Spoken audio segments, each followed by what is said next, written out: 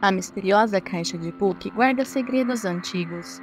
Conta-se que um espírito chamado de Book habita o seu interior. Um homem chamado Kevin Manes, após adquirir a caixa em uma venda de garagem, passou por experiências inexplicáveis. Objetos estranhos e inscrições em hebraico adornavam a caixa, e aqueles que se aproximavam enfrentavam fenômenos aterradores, como pesadelos vívidos e aparições sombrias. A origem da caixa remonta à Segunda Guerra Mundial, quando mulheres judias, buscando a ajuda de um espírito bom, acabaram por invocar um mal.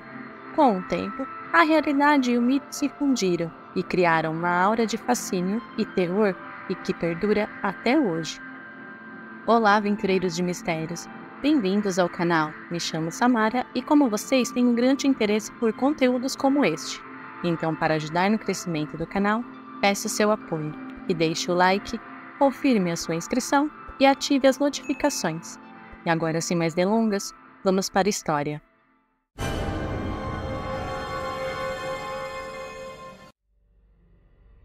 No ano de 2001, Kevin Manes, dono de uma loja de antiguidades, vivenciou algo que mudaria sua vida para sempre. Durante uma venda de garagem em Portland, Oregon, ele se deparou com um conjunto de móveis antigos que chamou a sua atenção. Entre eles, uma caixa de vinho peculiar. Uma jovem que vendia os itens revelou que pertenceram à sua avó, Ravela, que faleceu aos 103 anos de idade e que ela trouxe da Polônia. Sua avó havia sobrevivido ao horror do campo de concentração durante a Segunda Guerra, fugindo com outros prisioneiros para a Espanha, onde permaneceu até o fim da guerra. Ao se mudar para os Estados Unidos, a avó trouxe consigo apenas alguns pertences: um baú, uma caixa de costura e a enigmática caixa de vinhos. Quando Manes estava prestes a deixar o local com os objetos adquiridos, a neta mencionou algo como: vejo que ficou com a caixa de Book. E isso despertou a sua curiosidade. E, intrigado, Manes perguntou sobre a caixa. A neta contou que a caixa sempre esteve no quarto de costura da avó, que a mantinha trancada. E quando questionava sobre o seu conteúdo, a avó respondia que ali residia um de Book e que a caixa jamais deveria ser aberta. A avó desejava que a caixa fosse enterrada com ela, mas tal pedido não foi atendido, devido às tradições judaicas. Kevin Manes, tocado pela história da caixa e da avó, ofereceu devolvê-la e sem pegar o dinheiro de volta. A neta, porém, recusou e afirmou que a caixa agora pertencia a ele. Em sua loja, Kevin decidiu restaurar a caixa para dar de presente à sua mãe. Por fora, ela possuía em cada porta um cacho de uva talhado na madeira. Dentro, encontrou 2 moedas americanas de 1 centavo, do ano de 1928 e 1925, um copo de vinho brilhante, uma estátua de pedra escrita Shalom e 2 pedaços de cabelo, um loiro e um moreno, cada um amarrado com uma fita. Ele optou por apenas limpar a caixa, onde descobriu a inscrição Shema e, claro que não entendeu seu significado.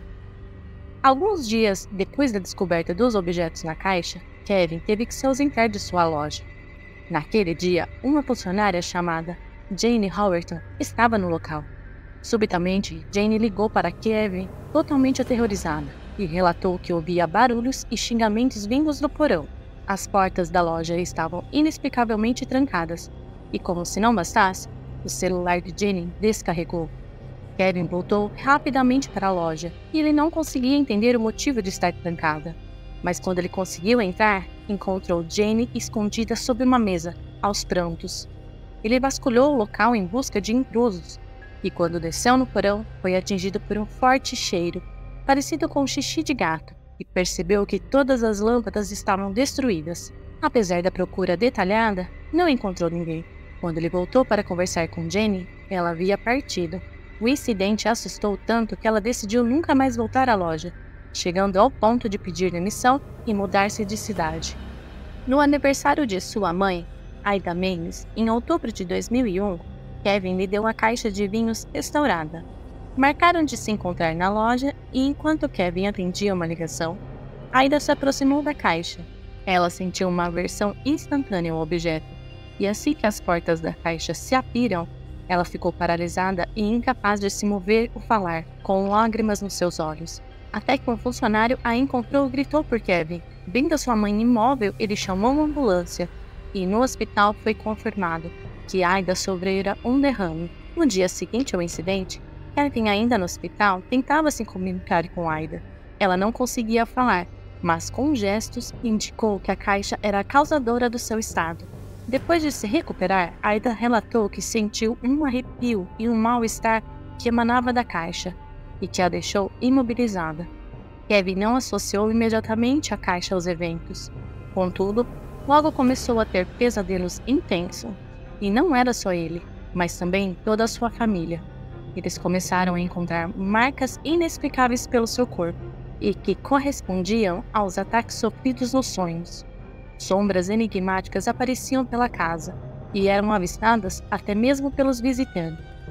Kevin tentou se livrar da caixa várias vezes.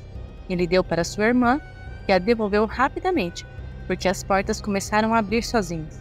Seu irmão também ficou com ela, mas somente por 3 dias, reclamando do cheiro. Até mesmo quando Kevin acreditou ter conseguido se livrar da caixa, sendo vendida para um casal, eles a devolveram deixando na frente da loja com um bilhete, falando que ela era amaldiçoada. Os pesadelos continuaram, e Kevin frequentemente acordava à noite com a sensação de alguém respirando em seu pescoço. A situação piorou após ocorrências trágicas. O irmão de um empregado tirou a sua própria vida após interagir com a caixa, e outro funcionário também. Esses eventos aconteceram durante um período de 2 anos, até que Kevin decidiu vender a caixa e a divulgou no eBay. Mas claro, ele detalhou todas as experiências ruins para alertar todos os possíveis compradores. Em 2003, um estudante de Missouri chamado Joseph comprou a caixa antiga por $140. Durante uma festa em sua casa, ele abriu a caixa para impressionar umas garotas, e a partir daí ele começou a vivenciar eventos bizarros. Em seu blog, Joseph descreveu uma série de incidentes alarmantes. Sentia os odores estranhos, insetos se acumulavam em volta da caixa, falhas nos dispositivos eletrônicos, além de quase ter a perda de uma visão, e também grandes quedas de cabelo. No ano seguinte, em 2004, Jason Hexton, diretor do Museu de Medicina Osteopática, adquiriu a caixa com o objetivo de estudá-la, mas logo começaram os problemas. Aparelhos eletrônicos quebravam ou falhavam, além de diversos colegas adoecerem, sugerindo que a caixa realmente mantinha uma influência sinistra sobre as pessoas. Então Hexton decidiu levá-la para casa, onde experimentou pesadelos e ferimentos misteriosos. Sua família também foi afetada, sentindo a mistura dos cheiros e vendo aquelas sombras inexplicáveis. Querendo saber mais sobre a origem da caixa, Hexton buscou mais informações e encontrou o anúncio de venda da caixa feito pelo Kevin lá no eBay. Ele entrou em contato com Kevin e junto eles foram tentar compreender os seus mistérios. Antes deles começarem a realmente pesquisar sobre tudo, Hexton decidiu fazer um exorcismo na caixa. Ela foi realizada em 2004. Após o ritual, ele guardou a caixa dentro de uma arca de acácia, esperando conter toda a sua energia. Junto, Hexton e Kevin descobriram que a caixa foi criada por um grupo de mulheres lá na Polônia, em meio a tempos tumultuados, onde elas realizaram um ritual místico. Elas buscavam convocar um espírito bom, que pudesse ajudar os judeus, mas atraíram uma entidade maligna ao nosso mundo usando um tabuleiro e um pêndulo. Apesar dos esforços, não conseguiram confinar o espírito a um objeto, acreditando que devido a esse erro, elas trouxeram esse espírito maligno e que foi causador do Kristallnacht, ou Noite dos Cristais Quebrados, um evento histórico ocorrido dia 9 e 10 de novembro de 1938, quando nazis agiram contra os judeus, também contra as sinagogas, lojas judaicas e onde muitos judeus foram presos e enviados para os campos de concentração. Durante esse tempo sombrio, a caixa ficou com Sophie. Com o fim da Segunda Guerra Mundial e o falecimento de Sophie, a caixa foi passada para Ravelo, outra participante do ritual original. Determinada a corrigir esse erro, ela realizou um novo ritual e conseguiu aprisionar o espírito na caixa de vinhos. Ao se mudar para os Estados Unidos, Ravella levou consigo a caixa, mantendo-a segura. A revelação sobre a caixa e o D-Book ficou somente conhecida depois que ela faleceu e a caixa foi aberta, expondo seus segredos e a ligação com um passado totalmente obscuro. A palavra D-Book vem do hebraico D-Book, que significa um caso de apego, e é derivada do verbo dabak, que significa aderir ou agarrar. Na tradição judaica, um D-Book é o espírito de uma pessoa falecida que, por causa de seus pecados e de toda a sua maldade, não pôde deixar a terra e vagueia até encontrar refúgio no corpo de uma pessoa viva. Por este motivo, este espírito errante causa tanto sofrimento aos que o consomem. Seu único objetivo é se agarrar e controlar um corpo vivo, podendo somente ser removido por meio de um exorcismo. Jason Hexton documentou a história da caixa em seu livro, A Caixa D-Book, de 2011.